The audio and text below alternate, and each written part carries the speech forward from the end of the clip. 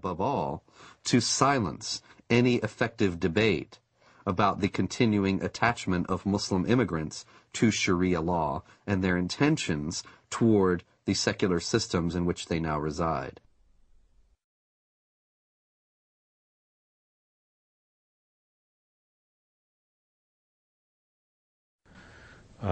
Is that this is not a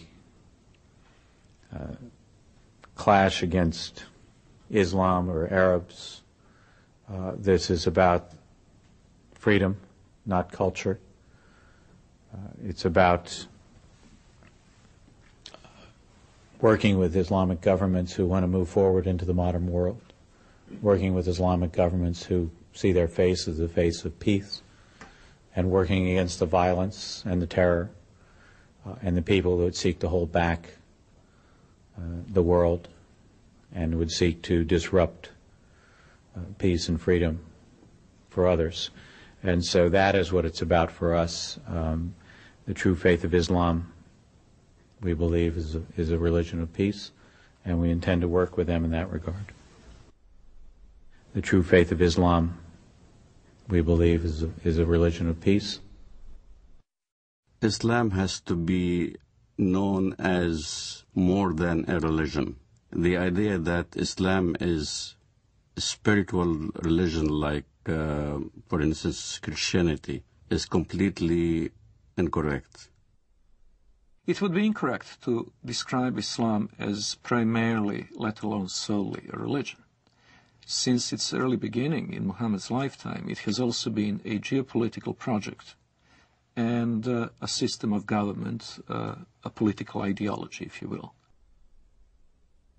Islam from its beginnings was both a religion and a system of government.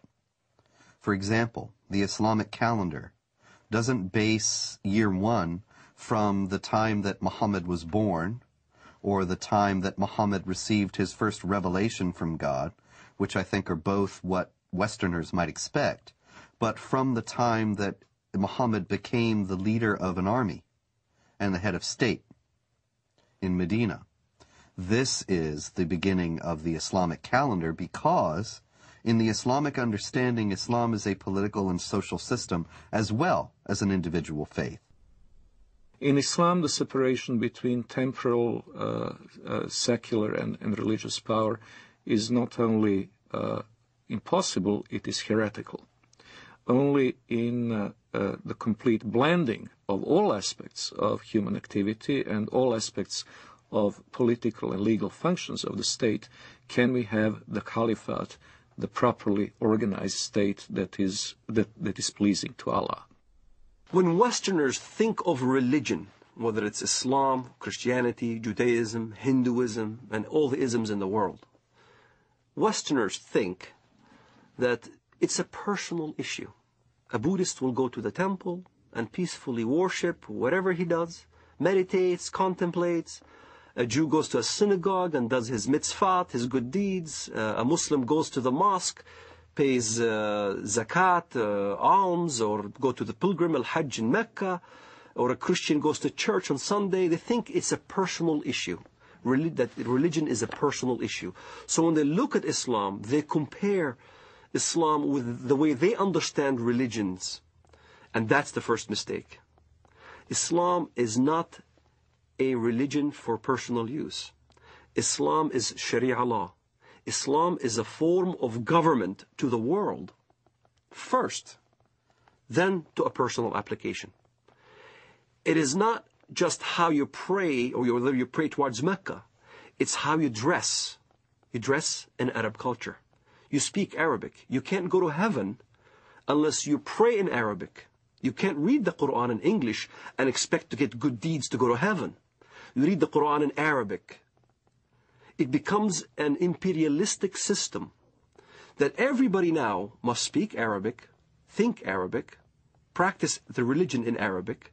It's a form of law, not just in how you eat, but how you get married, how you deal with your government, how you deal with your military, how you deal with the youth, how you deal with women. Every aspect of your life becomes Islam. Everything is Islam. The Jews brought to the Prophet a man and a woman from amongst them who had committed adultery. The Prophet ordered both of them to be stoned to death near the place of offering the funeral prayers beside the mosque. The Prophet wrote the marriage contract with Aisha while she was 6 years old, and consummated his marriage with her while she was 9 years old, and she remained with him for 9 years, till his death.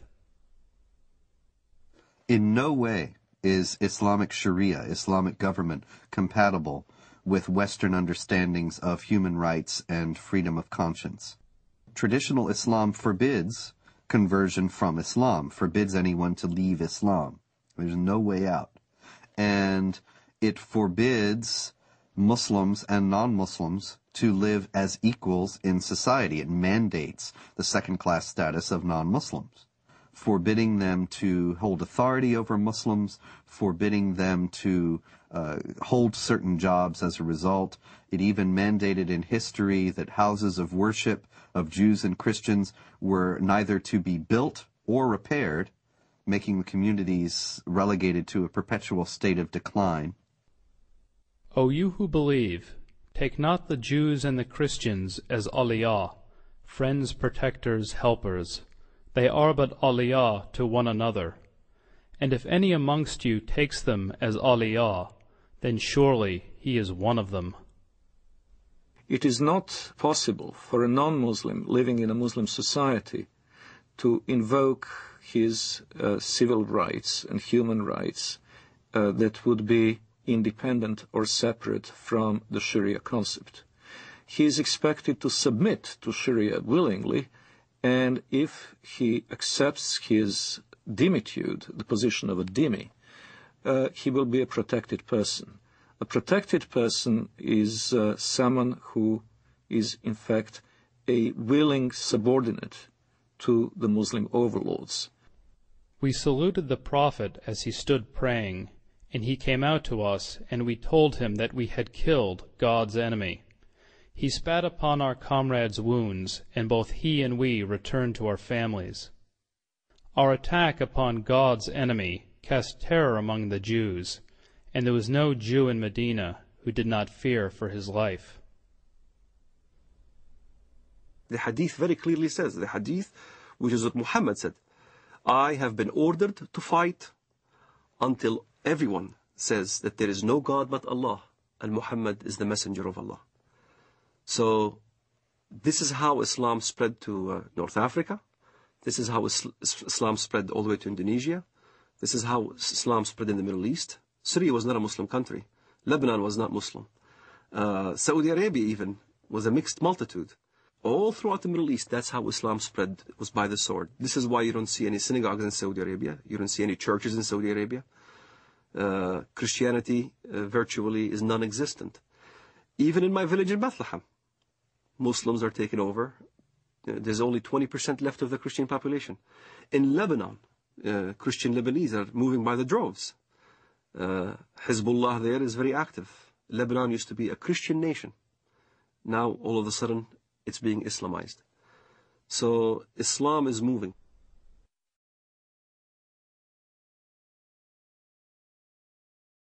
There is no God but Allah. There is no God but Allah. Muhammad is his messenger. Muhammad is his messenger. La ilaha illallah. La ilaha illallah. Jihad fi sabilillah. Jihad fi sabilillah.